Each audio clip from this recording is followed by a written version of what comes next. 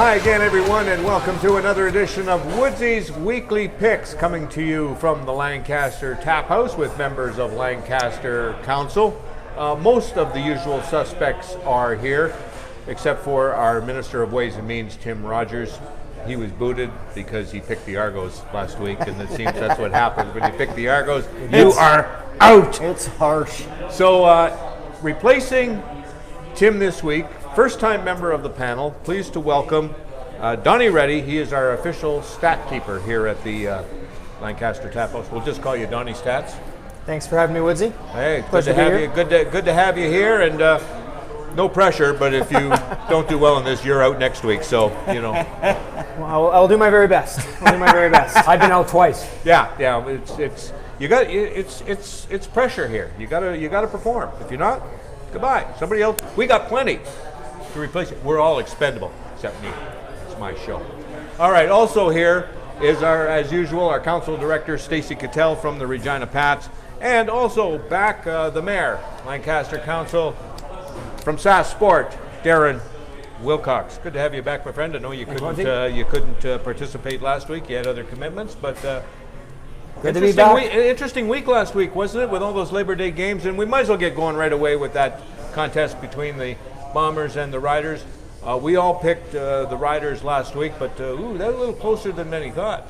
Yeah, and I don't know if it was so much a classic. It was a classic how they won, but I tell you, when they, 15 in a row or 14 out of 15? Yep. They come to play in that game, and our defense rose to the occasion. And I was just looking at, I think our defense is like second in the league, points of games. Donny would know that if it's close to that. But I really liked how our defense kept us in the game and put it in Lawther and his kick. I thought the game should have been over earlier than it was, and I thought that the Riders let them hang in there a little bit at the same time. That's a better team than I think a lot of people gave them credit for. I know that they were without Matt Nichols and Andrew Harris. Everybody thought that the Bombers were going to get blown out in that game, but you got to remember that's a pretty good defense over there as well. Special teams. It's a good defense. That's a tough team to beat. Yep. I don't care who's playing. Yep. Who's in the line? Donny. Well, the Big Hill always comes to play, but it's I definitely agree with you on that. You know, you're missing your starting quarterback. You're missing one of the best Canadian players in the league. You think we're going to come out and maybe sort of get the jump on them a little bit, maybe cut on front, but. You know, Strevelier, I'm probably mispronouncing his name, I always do. But I call him Stradivarius. Stradivarius. Play him like a fiddle. Streetcar. You know, he made a couple mistakes, and we kind of jumped all over it. And, I mean, Andrew Harris is a big piece of that team. So, I mean, we won, but it was a lot closer than at least I thought it was going to be. I'd agree. I said this last week, too. I wasn't looking for a blowout. It was going to be a tough game. What I like about it is the Riders beat another team they should have beat in that scenario. Yep. And, no, it wasn't pretty. You can say all you want about Andrew Harris and Strevler as their quarterback. We have a young guy named Cody Fajardo. Like this, he's not a veteran. We've rebuilt pieces of our offense. So again, two great defenses, two offenses learning their way, and good on the Riders. They did what they needed to do to win. Good teams win when they have to win. Well, and that's what I wanted to say. You know, like everybody's saying, well, they should have blown them out. So, you know, because they were missing all these guys. Well, you got to remember, they've got professionals over there, and it's the old expression, they get paid as well. And they came to play. And to drive the ball, you're backed up at your 5-yard line with under 3 minutes to go, and drive it 87 yards in 11 plays against a pretty darn good defense. You have to give the Riders credit Absolutely. for that. And, you know, they did what they had to do to win the game. Cheers to Richie Hall. That's the same defense How that he has many run. years have we seen that when he was our D coordinator? We're in the lead, and thank you, Richie Hall. Well, the prevent defense, again. And Prevent us to win. He believes in that. Just saying. I tell you, when you give quarterbacks in this league that amount of time, they will pick you apart. And he believes still, I think, that, well, these teams are going to make mistakes and you're eventually going to... They don't. You know, especially guys like, you know, back in the day when he was, you know, Anthony Calvillo, and now you have, you know, some of the quarterbacks out there today, Matt Nichols, Bo Levi Mitchell, certainly. You know, they will pick you apart on those ones. They don't make mistakes. Well, I think our team's the best quick outs. Like Yeah. Fajardo. Like And I that think our slant, team is I that like the slant, slant. is goal, and we're the best at it this year. Yeah. And how about the running of William Powell as well? And you got When to it give the counted. offensive line credit. I think you have to give the Riders some credit for the way they bounced back. Yeah, they made some mistakes, and Craig Dickinson, head coach, was adamant after that game. Yeah, we did not play our best football, and we've got some things to clean up here before before the Banjo Bowl this week. I think Stacey, you said it. I think we're going to see an offense, a lot more offense in both teams. Yeah, I think both the teams rematch. will be really fired up, especially after the set to that Mike O'Shea had with Craig Dickinson after that game. He was a little choked about a perceived illegal block by LeVar Edwards. At the end of the day, it's a penalty to accuse another coach that you did it on purpose. That's Mike O'Shea. That's his MO. So let's just leave it and let's move on. He's just trying to get his boys fired up for next week. Yep. So we'll see what happens. Other games, Hamilton, Toronto. You know what? I thought that might have been the best game of the whole week. And the way the Argos came out, he said, "Okay, this is gonna be." They always find a way to blow it, don't they? They just can't seem to finish. Can't play 60 minutes. Yeah. I don't know what's going on there. It's just Well, I think their defense, again, their defense tried. yeah. But, Donnie, I'm sure you'll agree. Like, Hamilton's defense is a good defense. And they turned it on in the second half. Toronto, it just feels like their plan was to ride out Ricky Ray for 1 or 2 more seasons, and then that changed, and they just didn't have a backup Oops. plan. Yeah, They just nobody. weren't sure what to do, so they went to go get that Jonathan Jennings, and he's not the answer, and they're just kind of wandering through the night without a plan. Well, the thing is with the Argos, they've got to play 60 minutes. They haven't been able to do that. And you look, I think once Hamilton, you get it was an emotional game, obviously, and in that first quarter, the ruckus breaks out, and they lose 2 defensive backs. The Cats really beat themselves in that first half. Once they came out and everybody does their job and stop taking stupid penalties and just play football, it was no contest. Well, they used that as a focal point every time they showed Simone Lawrence on the sidelines as they were gaining momentum. He kept barking at the cameraman about that whole thing. Because there were some questionable shots given out by Toronto later in the game. I think right on one of the last drives, the guy did a right cross to a defensive player, didn't get kicked out. But, at the end of the day, the thing that impressed me in that Hamilton game, their quarterback in the second half, he turned it around. He was 18 for 18 sharp. at one point. He was sharp. And again, that's like Cody, and I'm sure like Stregler, as he progresses, these young quarterbacks getting opportunities, every game they're going to improve. So he's improved every game. Cody has, and look what Stregler did to the Riders in the second half. So I think it's just great for the league. Yeah, no question about it.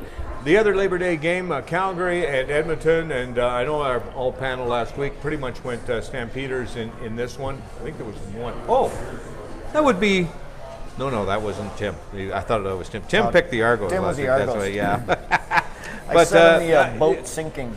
I think everybody went with the Stampeders pretty much because the Stamps always win their Labor Day game, and they did again. And Bo Levi Mitchell. To me, Donnie, didn't show any rust at all coming back from that injury. I felt like when he got hurt, there was sort of a glimmer of hope throughout the league. It's like, okay, this guy, what is his winning percentage? It's like 8.850, something completely insane like that. And then they said he was going to come back, and he wasn't quite ready, and he wasn't able to throw in practice, and everyone's thinking, it's like, okay, like let's try to build on this. Like maybe we can make up some ground on this team. And then he comes back, and as you said, does what they always do, is win that game on Labor Day. That 50-yard, that follow through. I go, oh boy. Yep. Look out. So the Stampeders back now? Well, I think the Stampeders did exactly what the Riders did. They beat a team that they should have beaten. And we've been saying this. Who are the Edmonton Eskimos beat? They haven't beat any of the best teams in the league. You can't say that about the Riders anymore, and that's what they were saying about the Riders. They couldn't beat anybody. Well, they finally did, even though they may not have been without their top line. We thought after that one game, it was the Hamilton game that Edmonton won, or Ottawa, where like Harris to his receiver from Ottawa, Ellingson, it looked like they were on fire. Well, they just beat a crappy team. Now they play a great team, couldn't do a thing. So maybe Edmonton's not as good as we think they are. Well, there'll be an interesting rematch there on Saturday as well. All right, welcome back to Woodsy's Weekly Picks, coming to you from the Lancaster Tap House with members of Lancaster Council. Our Council Director, Stacey Cattell from the Regina Pats, is here. The Mayor from SAS Sport, Darren Wilcox, he is back, and we are pleased to welcome our stats man, the official stats man here at the Lancaster Tap House, Donny Reddy. We'll call him Donny Stats. He is here. Welcome. Appreciate you having us, joining us again this week. And right now we're going to go over the picks for week number, what would this be, about 13, I guess, in the CFL this week. And some very interesting matchups coming up. Of course, many are the rematches from Labor Day battles, the Riders and the Bombers, the Stampeders and the Eskimos. We'll get to those games in a minute, but let's get started with the game on Friday. The BC Lions in Montreal to face the Alouettes. Both teams are coming off bye weeks, so it'll be interesting to see what happens here with that extra rest. But yikes, BC traveling all the way to the east. Stacey, who have you got? Montreal, end of story. Simple as that. Donnie? Well, I hope Mike Riley is enjoying that money, and he's buying lots of very nice hats, and he's wearing them, and he's looking very slick and sharp, but that's a long way to go for any team, and BC just seems to be kind of lost as well, and I'm going to go with Montreal. Darren? Come on in. Come on in. You must have a golf game set up next I week. You might need a tilt after this one. They're going hard on this game. It's going to be BC in a blowout. In a blowout? Yes. Even in Montreal? Yep. This is smelling like another week off coming up for Willie. I just don't know how BC is going to win this That is game. a hot take. I thought maybe if Montreal was traveling there, it would be a chance for the Lions. I always think the Lions are going to have a better chance at home than they are on the road. I just can't go with the Lions in this one. Just the state of their offensive line. And Montreal is coming on strong. They're playing well for Kahari Jones. I love Vernon Adams at quarterback. I just love what that team is doing. And at home, they've got the momentum. I just can't see the Owls losing this game at all. So I'm going to go with the Alouettes as well in this one. The Toronto Argonauts in Ottawa to face the Red Blacks. These are the two teams in the East that are probably going to be on the outside looking in, unless Ottawa can get going. If Ottawa can get on some kind of roll, maybe they can prevent a crossover. I doubt that's going to happen, but this is an opportunity for them to get back into that race for third place and perhaps prevent a team from the West crossing over. So let's go with you, Donnie. First of all, the Ottawa Red Blacks home to the Toronto Argonauts. Who have you got? Well, Toronto, I mean, when your team is bad, if you're kind of in it still, there's still something to play for. But I feel like when you're sitting at, was it one win, you're planning vacations. You guys are thinking about what you're doing over Thanksgiving. And Stacey mentioned this earlier, Ottawa still has a good defense.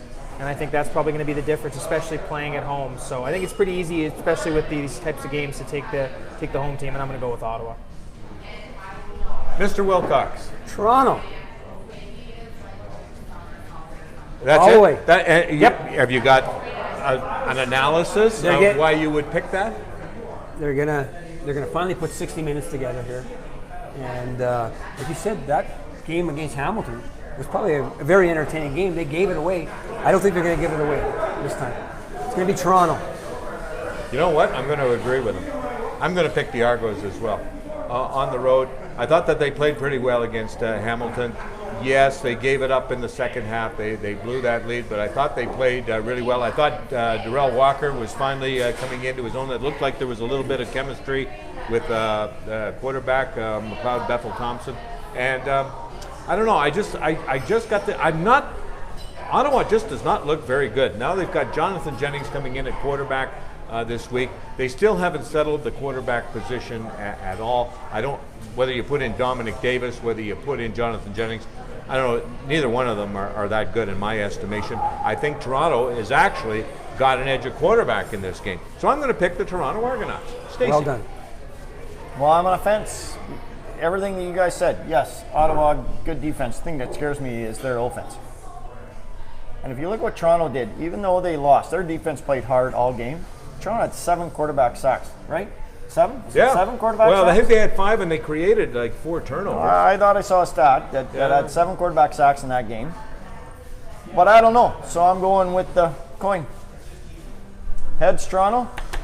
Tails, Ottawa. Heads, Toronto. All right. So we've got. Bet the farm.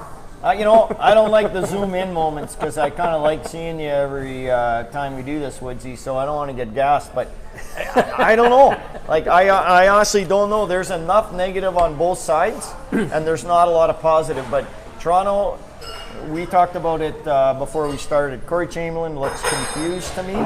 Hopefully some of his other coordinators can continue to get these guys together and keep them focused and playing. They've been a better football team over the last 3 weeks. Maybe this is their opportunity against a weak Ottawa offense. All right, next up, we're going to go, I'm going to save the Banjo Bowl for last. So let's go Calgary-Edmonton, rematch in Edmonton. Of course, Calgary 25-9 winners in the Labor Day Classic. Now they have to go up to Edmonton. I've always found in this series that it's usually split. Calgary will win the Labor Day game. They'll go back to Edmonton, and the Eskimos put up a much better showing. Who went first last night? Was it you? It was me. Okay, well then I'll go and I'll take the Eskimos. And that's the only reason why. I mean, I like the way Calgary looked in the Labor Day Classic, but now it's a short turnaround, and Edmonton was pretty upset over the way they lost. They couldn't score any touchdowns, for one thing, which was part of their problem against the Stampeders in the Labor Day Classic there. I think that they'll show better in front of their home fans. I think Trevor Harris will be much better, have a better situation going against with his receiver Greg Ellingson. I just the way that the nature of this series, I'm going to take the Edmonton Eskimos. Stace. Calgary. Edmonton hasn't beat anybody good, and they just proved Bo Levi Mitchell ate him alive. And that's his first game back. This is the second game in a row that Trevor Harris has not been able to cash in a touchdown. They struggle, and I didn't see this vaunted defense of the Eskimos do anything to make Bo Levi Mitchell worried. So I think it's going to go against the odds of the split. Calgary's going to win 2. And it's going to be a 3-horse race in the West. All right. Donny. I think I have to go with Calgary. Coming into this season, Bo Levi Mitchell, he saw Mike Riley, saw these guys get all this money. He kind of missed his chance to go to the NFL. I feel like that was something he really wanted to do but didn't get a good enough offer. I felt like he was coming into this season and he was going to set the world on fire. He gets hurt. That happens. It's football. He's hurt longer than he thought he was going to be, and now he's back. And they put up those laughable statistics that he has about his wins and his points against teams and the things that he does. So I'm just, MVP. Yeah. Before this age and this many yards and this many wins, and I just, I think Dickinson's a good coach, and I think he's the best player in the game. So I think I'm just going to go with Calgary with that. All right, Derek. And I'm going to agree with him. I think Mitchell's he's back. It's like he wants to get a roll going. Yep. So he wants to get on something. So I think he's just going to carry on. Let's keep going. And I don't know what's going on in Edmonton. I really don't know. It's like they're rudderless. They're not. They're just kind of floating in the water and looking for somewhere to go. They look good against crappy teams, and then they play somebody that's maybe manning up on them, and they might be equal. And again, team that loses the first game in a back-to-back comes out with a little more anger, and we'll see. I think they're going to be focused in a little bit more in the red zone, so that's why I'm going with the Eskimos. So it looks like I'm on the island on that one. So that brings us to the Banjo Bowl, the rematch of the Labor Day Classic. The Winnipeg Blue Bombers, losers by 2 points, 19-17 to the Riders in the Labor Day Classic, and they are a mad bunch. They were really upset at losing that game. We saw Mike O'Shea really upset at the way his long snapper was pancaked on a punt. He went after Craig Dickinson. I think he was trying to get the troops fired up for this game, but I think it's going to be another doozy. And let's see, Donnie, you go ahead, and who have you got in the Banjo Bowl? Sounds like rematch? the handshake at the end of the game when you play the Bombers is a bit of an experience every single time. It doesn't really seem to matter what's going on. Mike O'Shea does have something to say, but really like what we saw out of the Riders last week. Fajardo is playing so well, and they seem to really want to mix it in. I think the move with a lot of these teams is when they're down at the end of the game, they're just going to throw the ball. We got to throw the ball to get down the field. And they're mixing it in, and Powell's like a rolling ball of butcher knives, just running guys over and around people and just playing really well. And And I don't really want to get any angry letters, so I'm going to go with the Riders. Oh, is that all? Is that's the best you got? You know, absolutely. Just because you don't want to get in. Oh, Exactly. You're just jumping on the bandwagon. Yeah, absolutely. The Those banjo green- wagon. He wants tips. Yeah, well, you know. Wagon. I like Banjo One thing you that. learn around here is to Wagon. take off those green-colored glasses. No, I'm just kidding. But you are right. He's got them on When constantly. you lose that first game, they come out, and you're definitely right about O'Shea. Like, he's just trying to stick it to his guys a little and just try to get them a little extra motivated for the next game. But All right, Stacey. You know what? I'm not going to bail on the Riders, and I said last week I was looking for, more improvement, spirited performance. I think we got that. Cody continues to improve, even when he struggles. You talk about, what Craig Dickinson said at the end of the game. Cody Fajardo said a lot of the same things. It wasn't good enough. Didn't make the right reads. Made some mistakes. And Tim and I were talking about it at the game. They played away from Willie Jefferson a lot of the times. They kind of took Willie Jefferson out. And he still had an impact at certain times on that game. But, I'm going to continue to support them. Why? Because they continue to improve. And I'm not going to bail on them. And yes, it's going to be loud. And, the Winnipeg fans and, the gene pool's pretty close there in Winnipeg when you look at some of the fans in the crowd. So they're going to be going hard. But I'm sticking with the Riders. It's going to be a tough game. But this might be that game that continues to elevate them to the top team in the league. Yeah, I think you're right on all those points. That said, I just think that the way I looked at when the schedule came out at the beginning of the year, I just looked at this. Riders always win Labor Day. Bombers also always seem to have the edge in the Banjo Bowl. And again, for the same reasons, I'm picking the Eskimos. The losing team in that first game just comes back a little bit harder for whatever reason. Do I think it's going to be another close game? Yes, I do. I think both teams are going to be better than they were. At the end of the day, I think the Bombers are going to pull it out. I really do. At home, they've got something to prove in this game. They are still, in my view, one of the top teams in the CFL, whether they have Matt Nichols, Andrew Harris, or not. So I'm going to go with the Bombers in the rematch in a very close game. Darren? Can I just say, just want to spend a couple things. I don't know why the CFL with only 9 teams goes back to back like this all the time. I kind of like it though on the rivalry. I don't. On the rivalry games, I You're, like it. you're always going to have rivalries, and especially with 9 teams. So you get games that back to back, so they get to see each other. I think it takes a lot out of it. I'd like to see the Riders play Calgary or the Riders play Edmonton the week after, and vice versa.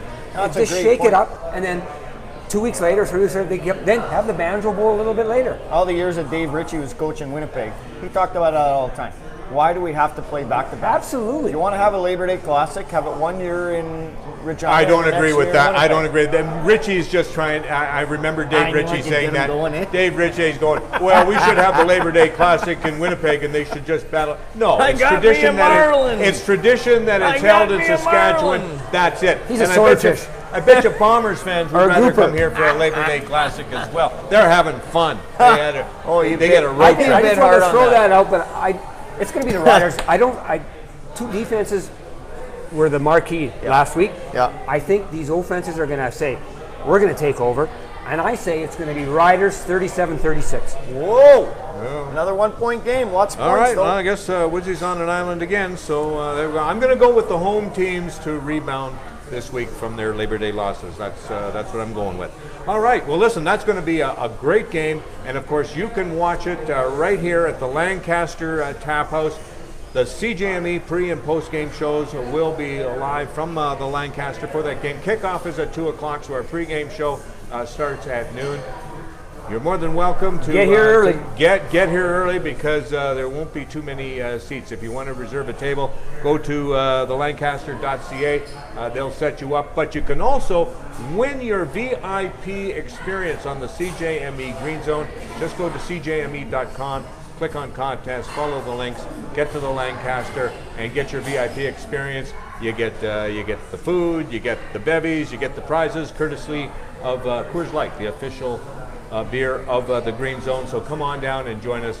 You will have a great time, and it will be a whole lot of fun. So that is it for this week. We'll see how it all plays out. I'm Warren Woods. We'll talk to you again next week.